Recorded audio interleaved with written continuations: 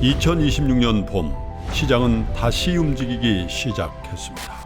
전쟁, 금리, AI, 거대한 변화들이 새로운 흐름을 만들어냅니다. 지금 우리는 그 한가운데 서 있습니다. 이 흐름은 어디로 향할 것인가, 그리고 누가 먼저 읽어낼 것인가. 시장의 미래를 남들보다 먼저 만나는 단 하루. 이선엽의 스윙당하지 않고 승리하는 필승 투자 전략, 박병창의 변동성장에서 수익을 내는 막강 포트폴리오, 여주사 빈센트가 제시하는 주도주 투자 전략, 김장렬의 AI 반도체 핵심 공략주, 장훈준의 2분기 성공 투자 전략, 이권희의 지금 꼭 사야 될 주식 아이디어, 그리고 저 김프로의 마켓 인사이트와 친절한 해설까지. 요동치는 장에서 살아남기 위해 지금 꼭 들어야 될 주식 투자 전략. 지금 여러분께 가장 필요한 모든 주식 투자의 노하우와 인사이트가 단 하루만 여러분께 공개됩니다. 그리고 어디서도 가질 수 없는 단 한 번의 기회, 최고 전문가들과의 1:1 멘토링까지. 2026년 4월 18일 세종대학교 대양홀. 지금 바로 이 선택이 여러분이 자산가가 되는 첫걸음이 될 것입니다. 한정된 좌석을 지금 바로 선착순으로 모십니다. 영상 하단의 링크를 클릭하세요. 안녕하세요. SK증권의 이재규입니다. 오늘 우리나라 시장이 또 어렵게 진행이 됐는데, 지난주도 아니죠. 이제 우리가 거의 3월달 내내 힘들었던 것 같거든요. 그래서 이번 달이 어떻게 지나갔는지, 그리고 다음 달에 대한 준비도 좀 해야겠죠.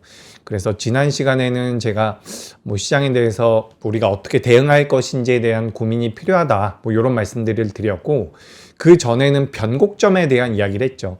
우리나라 시장이 변곡점에 와 있고, 그 다음에 시장은 밀렸고, 이제 우리가 좀 대응이 필요하다, 이런 관점이었는데, 제가 오늘은 결정적 한 수에서 굉장히 뻔한 이야기를 좀 할 겁니다. 뻔한 이야기를 할 건데, 최근에 아무래도 시장 자체가 변동성이 워낙 크다 보니까 다수의 투자자분들께서 이제 내가 지금 어디쯤 가고 있는 것인지, 나의 위치가 어디쯤에 있는 것인지, 이런 거에 대해서 생각을 많이 안 하시는 것 같아요. 현재 시장 상황과 내가 어떤 위치에 놓여 있는지, 그리고 내가 어떤 업종들을 공략할 것인지에 대해서 그런 부분에 대해서 이제 본질적인 이야기를 좀 해보려고 합니다. 그러니까 시장 자체는 저는 살짝 속상하긴 하지만 일단 살짝 꺾이는 모습들이 분명히 나오고 있거든요. 지난주에도 제가 목요일 날이었나요? 시장이 예전에 사이드카나 매도 사이드카 걸릴 때보다도 왠지 기분이 안 좋습니다 라는 말씀을 드렸는데, 시장이 좀 안 좋긴 해요. 물론 저는 개인적으로는 밸류 기준으로는 올라와야 된다라고 생각을 하고 있고요. 코스피 같은 경우도 이제 양봉이 나왔죠. 양봉이 나왔기 때문에 다시 한번 되반등의 가능성을 생각을 하고 있고, 추가적으로 지금 거래가 되고 있는 미선물 같은 경우도 나름대로 괜찮거든요. 저는 일단 내일 올라와 주면 한시름 놓을 것 같은데, 앞으로 우리가 이제 매매함에 있어서, 그러니까 제가 클로징벨에서도 그런 말씀을 드렸던 것 같아요. 우리가 지금 전쟁이 끝나고 나면 전쟁 리스크로 인해서 전쟁 리스크 자체가 수면 아래로 가라앉으면 우리 시장이 전쟁 이전으로 돌아가는 것이 아니라 무언가 많이 변했습니다 라고 말씀을 드렸었거든요. 거기에 대한 연장선상이라고 생각을 하시면 좋을 것 같습니다. 그래서 오늘도 이런저런 말씀 드려볼 테니까 집중해서 들어보시면 좋을 것 같고요.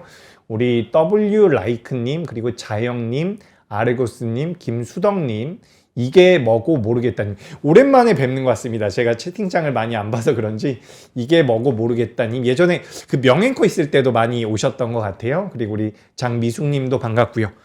반갑습니다. 반갑고요. 오늘 그래도 좀 힘들었죠. 시장 굉장히 힘들었는데, 그래도 우리 방송 시청하시는 분들만큼이라도 좀 올라가는 종목이 한두 개 정도 있었길 진심으로 좀 바라면서 오늘 시장에 대해서, 그리고 결정적 한 수에 대해서 진행을 해보도록 하겠습니다. 자, 진행을 해볼게요. 제 PPT 딱 보여주시면 바로 진행을 해보도록 하죠. 일단 해외 시장은 안 좋았죠. 지난주 금요일입니다. 요거는 다들 알고 계실 거기 때문에 좀 간단히 넘어가겠습니다.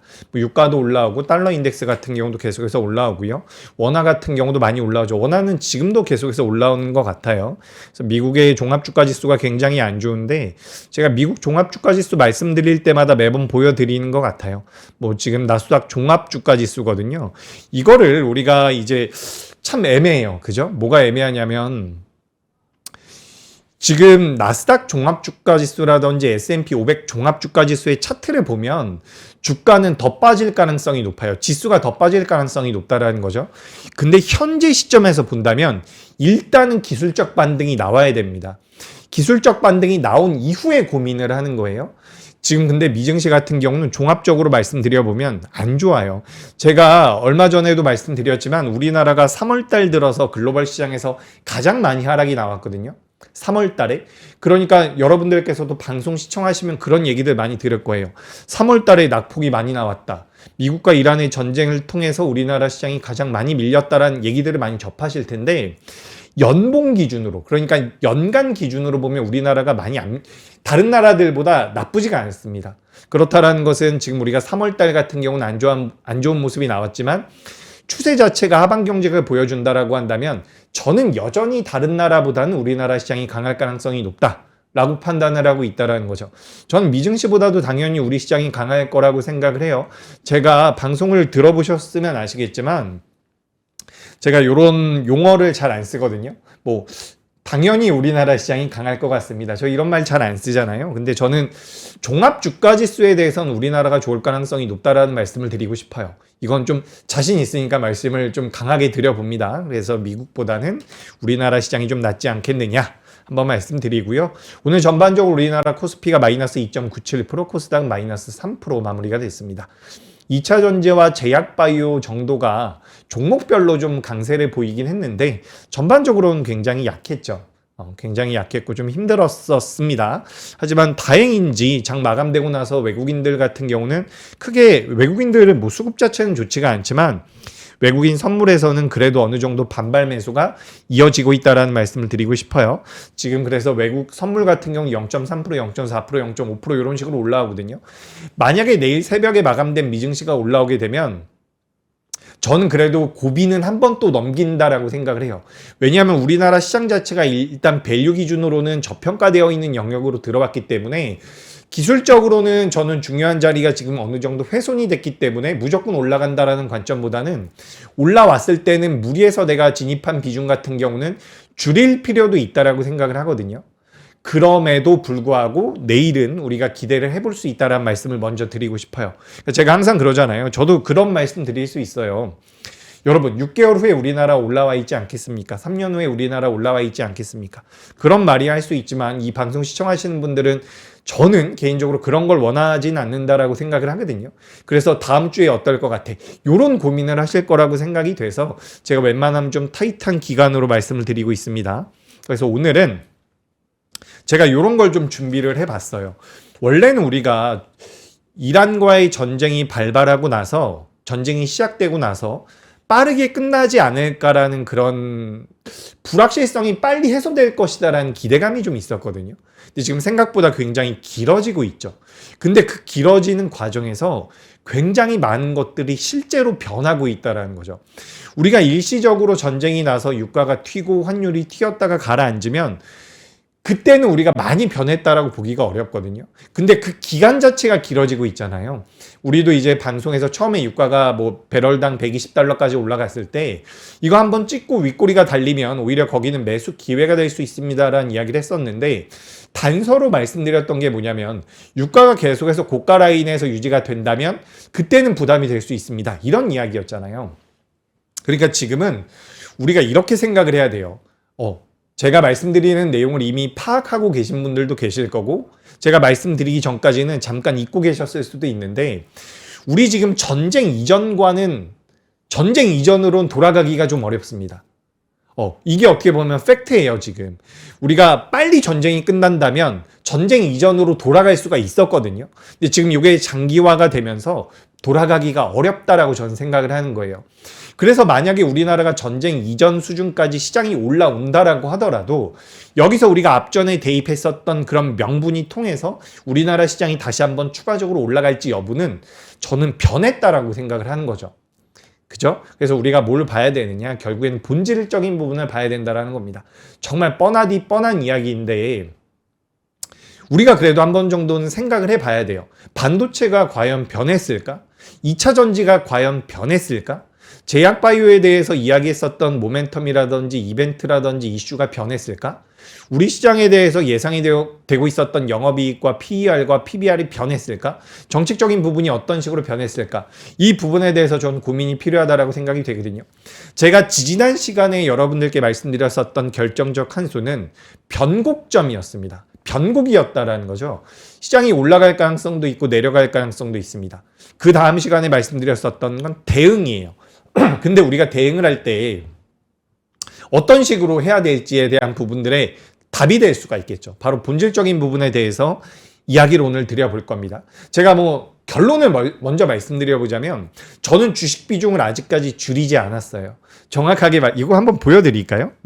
이거 한번 보여드리면서 진행을 해볼게요. 제가 여러분들께 이제 우리 결정적 한수를 통해 가지고 포트폴리오를 많이 공유를 드리죠. 포트폴리오를 많이 공유 드리면서 보여드리고 하는데 여기 한번 볼게요. 자, 요게 이제 지난 25일 날 화면에 나올 겁니다. 25일 날 제가 이제 도움을 드리고 있는 고객분들이라든지 전반적인 저의 스탠스인데 현금이 20% 정도, 27일 같은 경우도 비슷했어요. 다만 이때는 제가 좀 더 디테일하게 적었죠. 2차 전지와 제약바이오가 30%고요. 반도체가 25%입니다. 우리가 그 전주까지만 하더라도 반도체가 30% 정도가 나왔었거든요. 근데 2차 전지와 제약바이오를 늘렸다라는 거죠. 그리고 방산을 줄였습니다. 그래서 조선과 원전은 남겨놓고 2차 전지와 제약바이오 같은 것들을 많이 들고 있다라는 거죠. 오늘 극단적으로 말씀드려가지고 이렇게 종목군들을 가지고 있었다라고 한다면 오늘은 마이너스이긴 하겠죠. 시장이 많이 밀렸으니까. 근데 2차 전지와 제약바이오가 30%라고 한다면 단일 종목 기준으로는, 단일 섹터 기준으로는 코스닥으로 본다면 가장 비중이 많거든요. 그럼 생각보다 많이 안 밀렸다라고도 볼 수가 있는 거죠. 근데 사실 이거는 제가 이렇게 적어오는 건데 여러분들께서 이거 보고서 저 사람이 저렇게 하고 있는구나 라고 그걸 100% 믿으실 수는 없어요. 하지만 제가 이런 관점으로 시장을 보고 있다는 것을 계속해서 말씀드리는 거니까 참고를 해보시면 좋을 것 같고, 기본적으로 여기 보시면은 이게 27일 위에 보세요. 27일 그리고 밑에는 30일이죠. 변한 게 없습니다. 변한 게 없는데 실질적으로 저는 오늘 오전 같은 경우는 현금 여력이 많은 분들은 매수를 해드렸어요. 그리고 이제 오후장에 좀 시장이 올라왔을 때는 다시 한번 매도를 해드렸거든요. 현금 여력이 많은 분들 위주로. 이게 정답이라는 게 아니에요. 다만 오늘 같은 경우는 본질적으로 우리나라 시장이 저평가되어 있는 부분들이 있기 때문에 매매를 좀 진행했다라는 부분이고, 지금 현금이 20%잖아요. 근데 저는 여기서 만약에 우리나라 시장이 좀 많이 올라오면 지금 현재 시점에서는 전 현금 비중을 30%까지 늘릴 생각입니다. 주식 비중을 좀 줄일 생각을 하고 있다라는 부분이에요. 그 부분에 대해서도 제가 조금 이따 설명을 한번 드릴 테니까 들어보시면 좋을 것 같고요. 그래서 포트폴리오를 오랜만에 한번 먼저 보여드려 봅니다.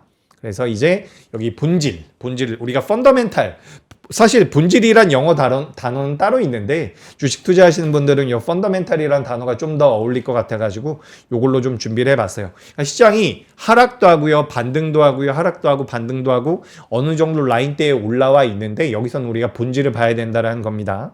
자, 그래서 이제 본질에 대한 부분들은 제가 방송하는 와중에 계속해서 언급을 드릴 것이고, 이것도 이제 우리 지난주부터 계속해서 확인하고 있는 수치죠. 우리가 매크로 수치는 저는 요거 4개랑 더 있는데 달러가 없어졌네요. 환율이 없어졌구나. 제가 환율을 넣어놓지 못했네요. 여기 보시면 유가가 어쨌든 배럴당 101달러까지 올라왔다라는 부분들.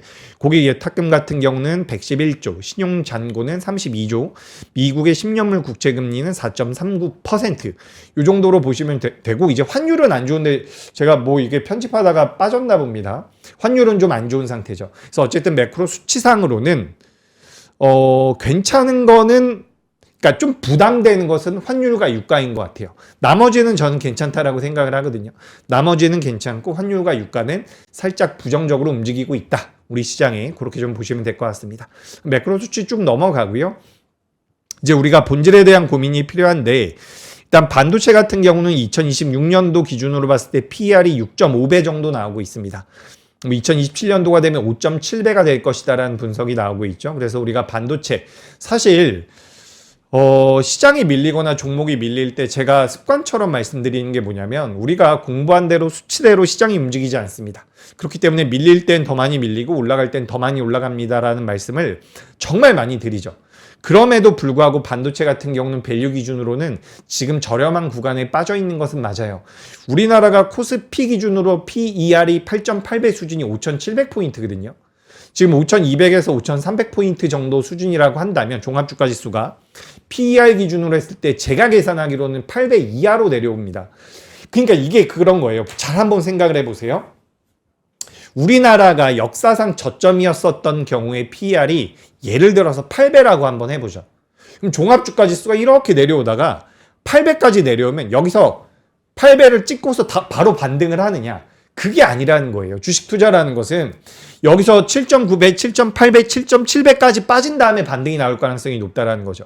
그러니까 만약에 지금 여러분들께서 우리나라 시장에 대한 펀더멘탈을 고려해서 반도체에 대한 펀더멘탈이나 밸류를 고려를 해서 매수를 한다라면 여기가 최저점이라고 생각해서 매수하는 게 아니라 매수한 이후에 밀린다라고 하더라도 결국엔 내가 매수한 가격 위로 올라갈 가능성이 높다라고 생각이 되기 때문에 매매를 할 수 있다라는 거거든요.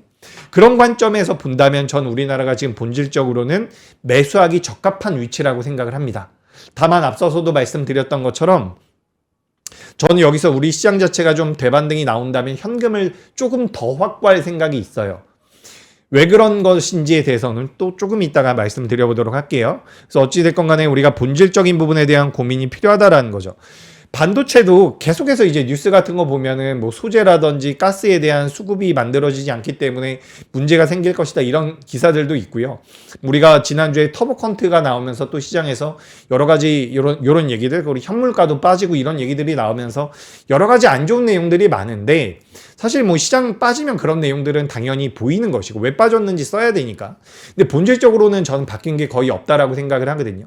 실제로 중동 쪽에서 호르무즈 해협이라든지 홍해 쪽이 막힌다라고 해서 우리나라 반도체 기업들이 뭐 반도체 공정에 필요한 뭐 가스 수급이 안 된다라고 하더라도 실제 원가에 반영되는 정도가 굉장히 낮다라고 해요. 이게 기술 집약적인 산업이기 때문에 실제로 우리나라 반도체 업종에는 큰 피해가 안 갈 것이다라는 분석이 더 많거든요. 그래서 우리가 본질적인 부분을 계속해서 간과할 필요는 없다. 간과해서는 안 된다. 이렇게 좀 말씀을 드려볼게요. 자, 그러면서 쭉쭉 넘어가 보죠. 일단 지정학적 리스크의 악화. 전 이건 이제 악화보다는 지속 여부에 대해서 체크를 해야 될 것 같거든요. 얘들이 뭐라고 하는지 전 이제 관심이 별로 없습니다.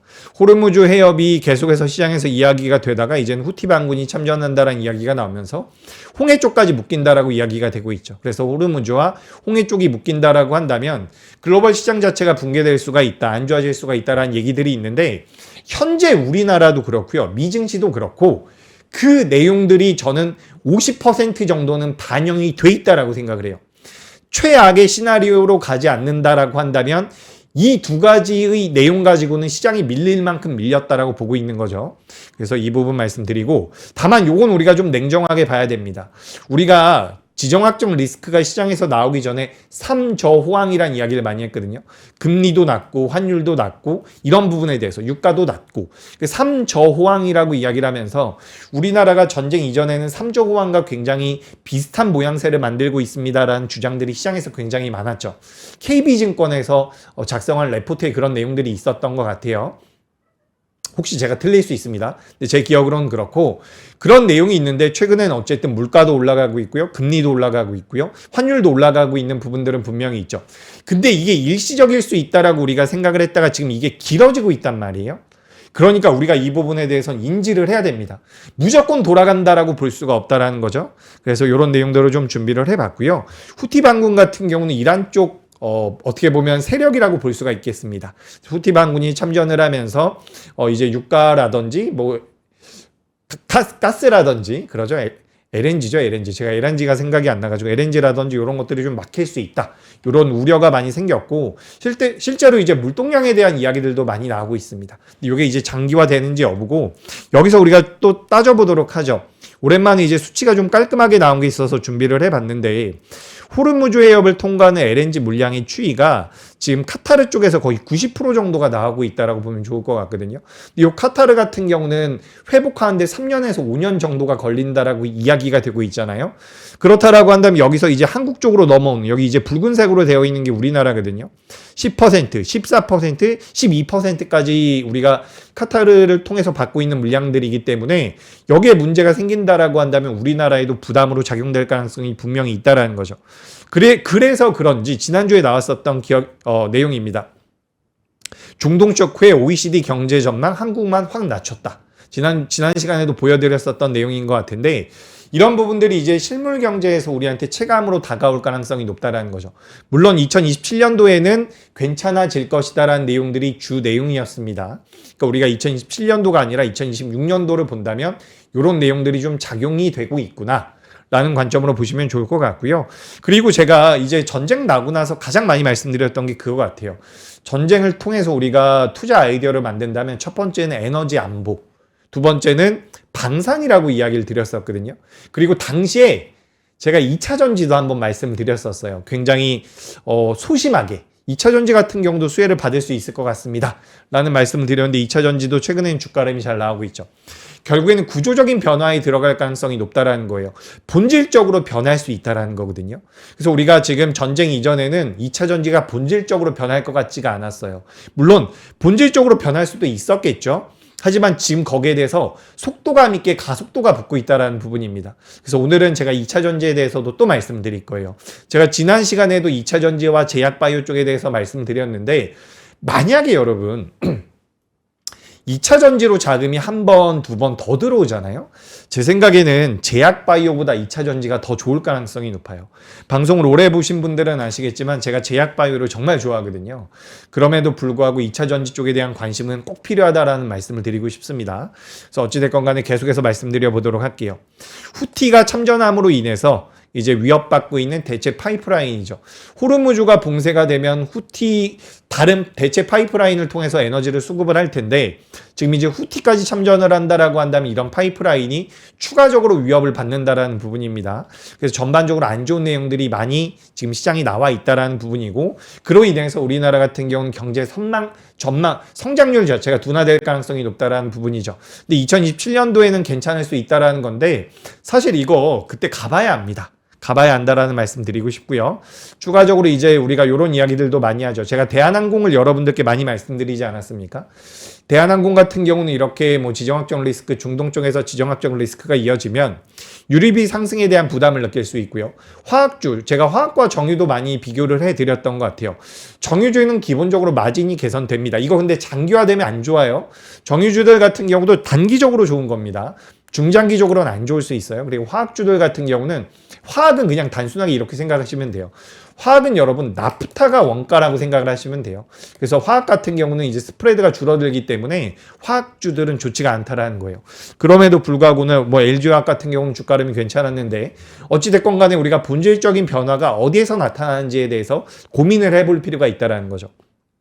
오늘 보시면 포스코 인터내셔널이라는 기업이 생각보다 굉장히 견고하게 변동성을 보여주더라고요.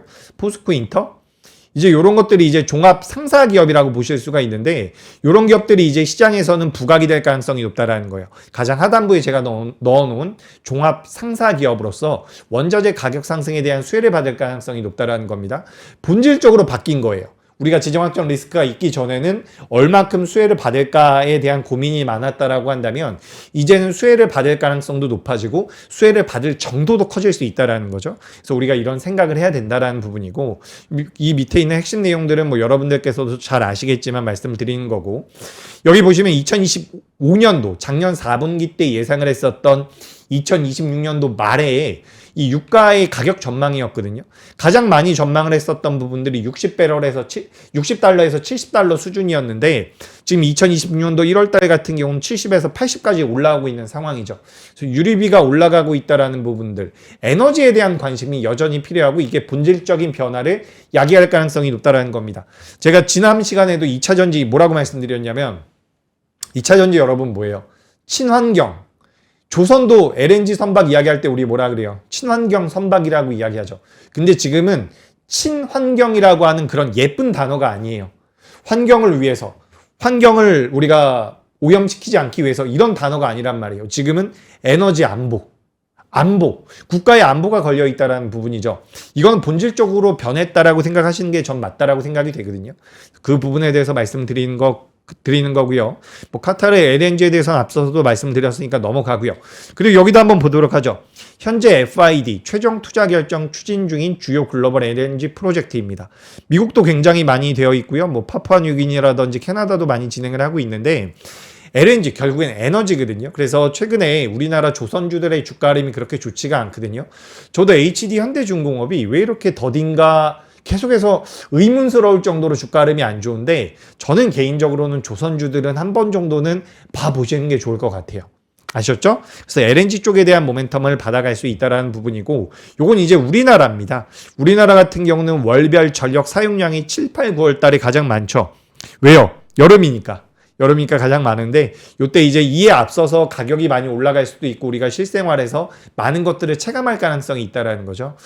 그런 부분들은 그냥 말씀드려보는 부분이니까 체크를 해보시면 될 것 같고요.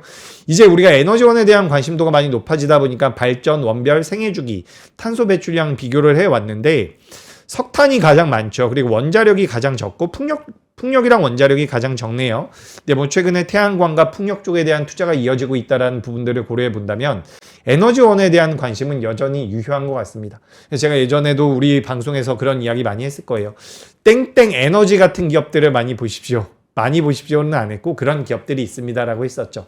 ESS도 하고 뭐 신재생도 하고 이런 기업들 구조적인 변화에 들어가는 거기 때문에 여러분들께서도 좀 체크를 해보시면 되고요. 만약에 내가 그런 종목들을 찾기가 좀 어렵고 부담이 된다. 매매를 하는 게 좀 부담이 된다라고 한다면 이런 신재생 에너지 액티브도 있습니다. 요 ETF거든요. 코덱스 신재생 에너지 액티브가 있으니까 이런 것들도 한번 관심을 가져보시면 좋을 것 같아요.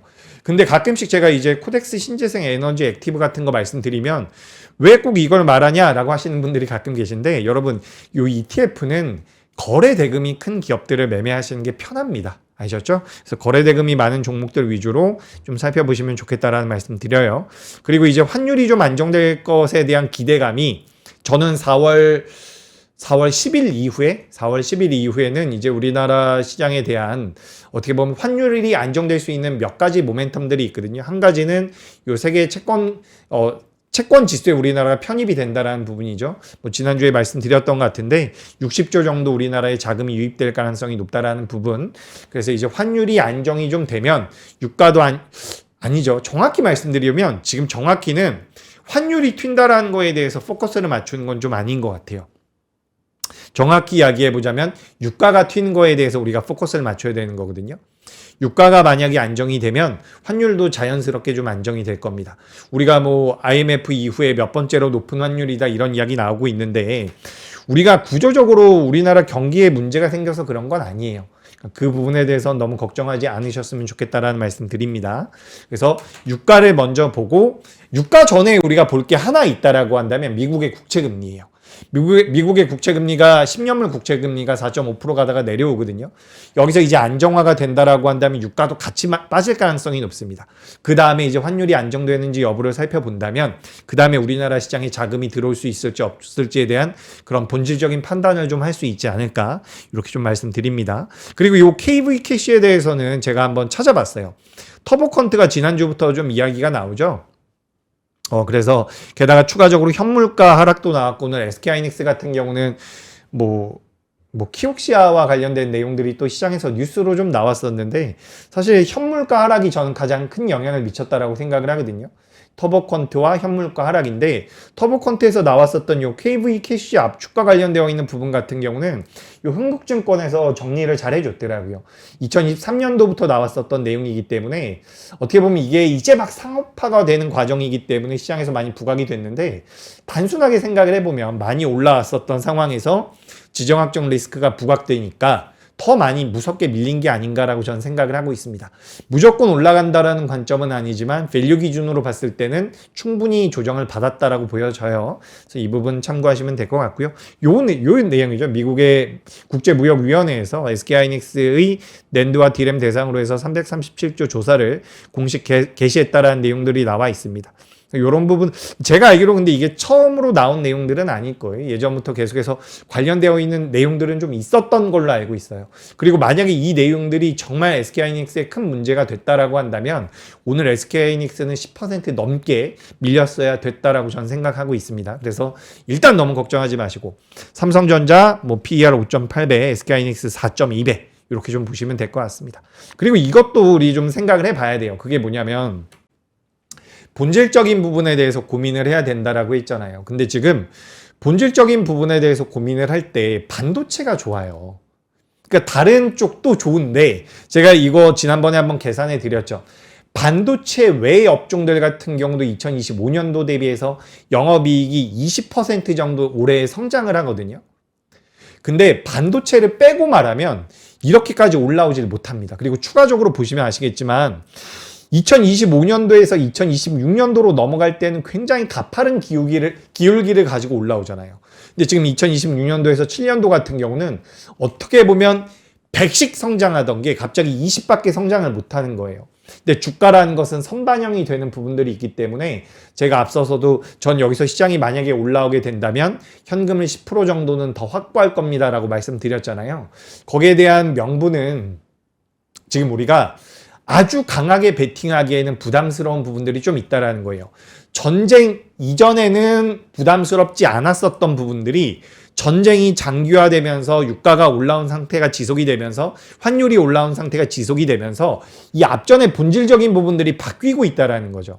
그래서 현금을 어느 정도 조금 더 마련한 다음에 안정화가 됐을 때의 수치를 보고서 우리가 고민을 해볼 필요가 있지 않을까. 근데 실질적으로도 이렇게 영업이익 자체가 2025년도에서 6년도로는 많이 올라왔는데 6년도에서 7년도로는 많이 못 올라오죠. 생각보다.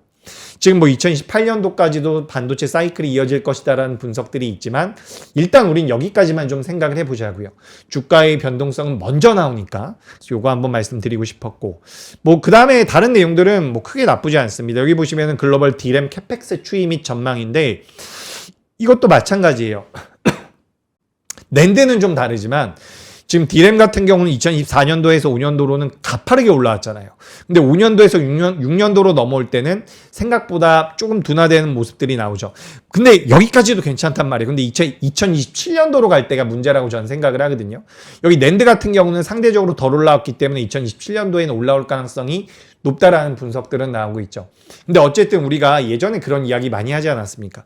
미국의 M7이라는 기업들이 있지 않습니까? 이 기업들이 캐펙스 투자를 100씩 하다가 100씩 성장을 하다가 80만 성장을 하면 그때는 캐펙스 투자가 꺾일 가능성이 높기 때문에 우리나라 기업들이 부담이 될 수 있습니다. 근데 그 이야기가 요즘엔 쏙 들어갔거든요. 근데 제가 그 부분에 대해서 살짝 언급드린 거니까 체크를 해보시면 될 것 같습니다. 그래서 기본적으로 일단 반도체 같은 경우는 본질적으로 크게 변한 건 없지만 우리가 지금 한 달 동안의 조정 기간을 거치면서 어떻게 보면 주가가 상승할 수 있는 그 기간 자체가 저는 좀 짧아졌다라고 생각을 하거든요.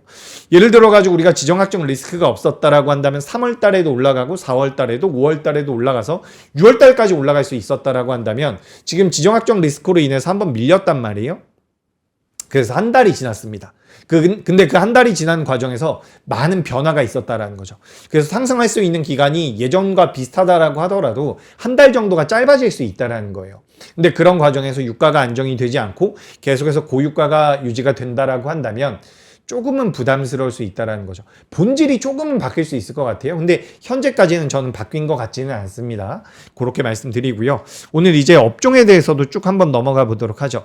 2차 전지, 그죠? 2차 전지 나름대로 제가 많이 말씀드렸던 것 같아요. 2차 전지가 성장성이 엄청 좋다라는 말씀은 제가 안 드렸어요. 그죠?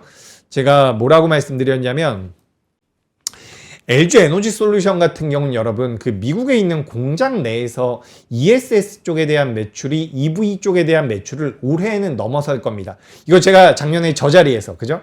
명행커랑 할 때 말씀드렸던 것 같아요. 그래서 이제 2026년도에 ESS 쪽에 대한 모멘텀이 있다 정도를 말씀드렸는데 ESS 시장이 아무리 크다라고 하더라도 전기차 시장을 대체할 수가 없기 때문에 우리가 이걸 추세적으로 우상향을 할 수 있을지 여부에 대해서는 고민을 해봐야 됩니다 라는 말씀을 드렸거든요. 그리고 지난 시간에도 제가 그렇게 말씀드렸어요. 2차 전지가 우리나라 기업들이 중국 기업보다 뛰어나다라고 말씀드릴 수가 없습니다. 근데 우리가 어디에다가 초점을 둬야 된다라고 했죠? 정책. 그죠? 미국과 유럽의 정책 변화로 인해서 우리나라 기업들이 수혜를 받을 수 있는데 그런 와중에 ESS 쪽에 대한 시장 성장률이 엄청나게 높게 잡혔어요. 제가 오늘 막 프린트를 하나 해왔는데 글로벌 ESS 설치량이 46% 정도 올라왔다라고 합니다. LG 에너지 솔루션의 ESS 매출이 3배의 성장이 예상이 되고 있다는 부분이고요. 삼성 SDI 같은 경우도 매출이 50% 정도 올라온다라고 이야기가 되고 있거든요. 그러니까 본질적으로 얘는 좀 바뀌고 있다라고 저는 생각을 하는 거예요. 그러니까 산업이 원래 있었는데 기폭제 역할을 해주는 겁니다. 에너지원. 그러니까 이런 거예요. 우리가 원래는 친환경이었어요. 친환경이었는데 이젠 에너지 안보. 그리고 2차 전지는 전 이제 이렇게 생각을 하시면 좋을 것 같거든요. 그냥 전기로 생각을 하셔도 전 좋을 것 같아요. 지금 시장에서 전기에 대한 관심도가 굉장히 높잖아요. 그래서 우리가 2차 전지 같은 경우는 저는 조금 더 모멘텀이 본질적으로 변화된 부분들이 분명히 있기 때문에 시장에서는 관심이 필요하다라고 생각이 됩니다. 2차 전지 유럽 쪽과 북미 쪽에 대한 모멘텀들을 받아왔고요. ESS 쪽에 대한 모멘텀을 받아간다라고 한다면 조금 더 주가의 상승 여력은 남아있지 않나라고 생각이 됩니다. 그리고 오늘 모든 에너지 신속하게 재생에너지로 바꿔야 라고 이야기를 했는데 우리나라가 발전소들이 대체적으로 요 해안가에 있다라는 말씀을 많이 드렸었죠. 근데 실제로 해안가에 있는 발전소에서 발전이 되는 에너지를 우리가 아주 꼼꼼하게 전부 사용을 하느냐? 그게 아니라는 거예요. 거기서도 이제 에너지가 남는다라고 하거든요. 그렇기 때문에 그 에너지를 잘 모으기 위해서 우리나라에서도 ESS 쪽에 대한 투자가 이어질 가능성이 높겠다라고 말씀드려봅니다. 그리고 여기 보시면 이제 그리드도 있고 BTM도 있는데 좌측에 있는 게 좀 더 큰 개념이라고 보시면 좋을 것 같고요. 우측에 있는 건 좀 더 작은 개념이라고 보시면 좋을 것 같아요. 그래서 우리가 ESS 같은 경우는 계속해서 설치량이 감소하는 모양새를 보여주다가 올해 1월달, 2월달에 이렇게 진행되면서 물량들이 다시 한번 올라오고 있다는 겁니다. 근데 제가 뭐라고 계속해서 이야기하고 있죠? 본질적인 변화에 들어갈 가능성이 높다는 겁니다. 대형주들 위주로 보시면 돼요. 제가 내일도 여의도에서 우리 고객분 만나기로 했고 모레도 여의도에서 만나기로 했는데 저한테 많이 여쭤보세요. 2차 전지하면 뭘 해야 되냐라고 많이 여쭤보시는데 제가 뭐 종목을 콕 찍어서 말씀드리긴 어렵겠지만 저는 무조건 제일 강한 종목을 하시는 게 맞다라고 생각이 돼요. 제일 강한 종목이 시가총액이 1000억입니다. 그럼 그건 안 해요. 근데 시가총액이 그래도 큰 기업들이 있지 않습니까? 지금 LNF 같은 경우는 6조 정도가 나오고 있거든요. 에코프로비엠 한번 봐볼까요? 에코프로비엠 같은 경우는 지금 19조 정도 나오고 있어요. 둘 중에 뭐가 더 강해 보입니까? 강한 종목을 하시면 돼요. 내가 셀사에 대한 관심이 있다라고 한다면 LG 에너지 솔루션 같은 경우도 안정적인 자리에서 ESS 쪽에 대한 모멘텀들을 가장 강하게 받아가기 때문에 매력적인데 지금 삼성 SDI가 주가 흐름이 좀 더 강해 보이거든요. 가장 좋은 거 하면 돼요. 만약에 내가 전고체에 대한 관심이 있다라고 한다면 삼성 SDI 하시면 더 좋고 뭐 ESS 쪽에 대해서 난 중장기적으로 끌고 가겠다라고 한다면 그때는 LG 에너지 솔루션도 괜찮습니다. 그러니까 규모가 있는 기업들을 보시는 게 맞겠다라는 말씀드리고 규모가 있는 기업들 중에서 여러분들께서 아주 디테일하게 분석할 게 아니라고 한다면 주가의 흐름이 가장 잘 나오는 기업을 보시는 게 좋겠다라는 이야기예요. 그래서 뭐 제가 이렇게 보여드리면 뭐 대충 아실 텐데 이런 기업들 위주로 좀 보시면 좋을 것 같습니다. 그래서 ESS 말씀드리고 글로벌 미국에서 엄청나게 성장을 했죠. 그리드 쪽이 463%가 성장이 됐습니다. 전년 대비해서 그렇게 좀 올라왔다라는 말씀드리고 2월 달이요. 누적으로 해서는 193% 정도 올라왔다라는 부분들. 이건 지난번에 보여드렸던 내용이죠. 우리나라가 중국 기업들에 비해서 많이 우세한 건 없는데 정책적인 부분에 대한 모멘텀 수혜를 받을 수 있다라는 부분. 그리고 이것까지 생각을 하셔야 돼요. 제가 아까 전에 2차 전지는 친환경이 아니라 전기라고 말씀드렸잖아요. 지금 에너지 쪽으로 엮을 필요가 있다라고 저는 생각이 돼요. 러시아 우크라이나 전쟁 이후에 에너지 정책이 많이 변화를 했는데 미국 같은 경우는 원전, 뭐 독일 같은 경우는 가스 의존 리스크 재부각 이런 부분들인데 이 부분들을 전부 다 아우를 수 있는 것 중에 하나가 ESS라고 보시면 좋을 것 같아요. 그리고 이제 우리나라 같은 경우도 원전 쪽에 대한 시공 이력을 제가 좀 준비를 해봤습니다. 오늘 보니까 DLNC가 오랜만에 변동성이 좀 나왔죠. DLNC 그죠? 요게 PBR 기준으로 0.6배가 안 되는 것 같거든요. 그래서 이런 기업들 같은 경우는 본질적인 변화가 있는 거예요. 에너지에 대한 부분들. 그래서 좀 체크를 해보시면 될 것 같고, 제약바이오는 뭐 이렇게 좀 준비를 해왔습니다. 지난 시간에 빈칸으로 나왔었던 부분인데, 바이오시밀러 임상 3상 완화되나 식약처 사전검토 착수 이 부분까지 좀 우리가 체크를 해보고요. 쭉쭉 넘어가 보도록 하겠습니다. 그리고 우리나라 정부에서 정책적으로 육성을 하겠다라는 부분들, 시장에 대한 육성을 하겠다는 부분들을 여전히 뭐 시장에서는 반영을 하고 있다라고 보시면 좋을 것 같고, 앞으로도 반영을 할 것이다. 이렇게 좀 말씀드립니다. 그리고 이제 우리가 결정적 한 수에서 제가 이 인사이트를 조금 더 말씀드리기로 했었죠. 그래서 인사이트를 오늘도 정리를 해봤는데, 일단 반도체는 본질적인 변화는 별로 없어요. 근데 시장 전반적인 변화를 고려해 본다면 반도체는 탄력도가 약화될 가능성이 높다라는 거죠. 그래서 일단 전 여전히 주도 섹터가 반도체라고 생각이 되는데, 지난달이나 지지난달처럼 탄력적인 모습이 나올 가능성은 낮다라는 말씀을 드립니다. 그리고 두 번째로는 코스닥이 역시 이거 제가 지난 시간에 적어왔던 거랑 거의 비슷하죠. 지난 시간에 이렇게 적어왔어요. 지난 시간에도 2차 전지는 정책을 보시는 게 맞고, 제약바이오 같은 경우는 개별적인 모멘텀이나 금리 인상을 미국에서 한다라고 하는데도 불구하고 안 밀리면 그때는 저점이 나올 가능성이 높다라는 말씀 드렸는데, 지금 2차 전지 쪽 같은 경우는 정책도 붙고 있지만 수치도 나오고 있거든요. 숫자도 찍히고 있단 말이에요. 그래서 만약에 2차 전지가 여기서 한두 번 더 치고 올라가면 코스닥에선 2차 전지가 대장이 될 가능성이 굉장히 높아 보입니다. 물론 제약바이오 같은 경우도 뭐 삼천당 제약이라든지 몇몇 기업들이 잘해주겠지만, 잘해줄 것이고 잘할 가능성이 높다라고 보여지지만, 일단 2차 전지에 대한 관심이 좀 더 필요하다라는 말씀 드립니다. 그리고 종목별 장세, 이거 제가 지난번에 적어온 내용이랑 거의 비슷해요. 근데 반도체는 뒤에 있는 내용이 바뀐 거예요. 반도체는 뭐 여전히 우상향 기조라고 적어놨고, 제가 당시에는 우상향 기조인데 약합니다라고 적어놨고, 오늘은 탄력도 약화라고 적어놨습니다. 그리고 4번은 바뀌었어요. 4번은 제가 현금 비중 20% 확보라고 적어놨었는데, 이젠 20에서 30%라는 거죠. 현금을 조금 더 확보할 필요가 있다라는 말씀을 드립니다. 그리고 이제 4월 달에는 유가, 환율, 외국인 수급을 체크할 필요가 있다는 말씀 드리면서, 오늘 본질에 대해서 좀 정리를 해볼게요. 그죠? 우리가 이제 시장에 대해서 변곡점이 왔고, 그 변곡점에서 대응이 중요한데, 그 대응할 때는 미증시가 어떻게 마무리가 됐는지, 환율이 어떻게 됐는지 이런 것들을 고려해 봐야 된다라고 했잖아요. 근데 그에 대한 본질은 결국엔 전 펀더멘탈이라고 생각을 하거든요. 우리가 단기적으로는 사실 이 수급이라는 것을 이길 수가 없습니다. 아무리 잡주라고 하더라도요, 시장에서 관심을 받고 자금이 들어오면 주가는 강하게 올라갈 수밖에 없어요. 그리고 시장에 엄청난 악재가 터지면서 악재가 터진다라고 하면 우량한 기업들 같은 경우도 주가의 낙폭이 단기적으로 커질 수밖에 없거든요. 그러니까 여러분들께서 단기적으로 매매를 하시고 시장에 대해서 단기적인 관점으로 보신다면 수급을 보시는 게 맞아요. 하지만 우리 방송 시청하시는 분들 중에서 단기적이 아니라 그래도 나는 이 기업들 같은, 내가 보유하고 있는 기업을 내가 단기로 매수를 해서 지금 보유하고 있다라고 한다면 수급의 영향을 보시는 게 맞아요. 제가 오늘 본질이란 결정적 한 수를 준비해 왔다라고 해서 여러분들께서 단기적으로 매수한 기업도 본질을 보셔야 됩니다. 저는 이런 말씀 안 드립니다. 단기적으로 보시는 분들은 수급의 영향을 보시는 게 맞아요. 하지만 본질을 보시기 위해서는 중장기라고 적혀있는 이 펀더멘탈에 수렴할 가능성이 높다라는 거죠. 제가 이거 뒤에 포트는 아까 전에 잠깐 보여드렸으니까 정리를 빠르게 해드릴게요. 자, 반도체는 저는 본질이 훼손되지 않았다라고 생각을 해요. 하지만 지난달이나 지지난달에 보여줬었던 퍼포먼스가 나오기에는 둔화될 가능성이 높다. 하지만 우리나라 시장의 주도 섹터임에는 틀림이 없다라는 말씀을 드려요. 두 번째는 2차 전지죠. 2차 전지는 전기, 에너지 쪽으로 엮이면서 저는 본질적인 변화가 생겼다라고 봐요. 그러니까 이란과의 전쟁이 터지고 나서 제가 에너지 안보와 방산을 말씀을 드렸는데, 이 에너지 안보에서 좀 더 확장되는 버전이 2차 전지인 것 같습니다. 대형주 위주로 보셔야 돼요. 대형주 위주. 그리고 원전과 건설 같은 경우도 이것도 어떻게 보면 본질적인 변화거든요.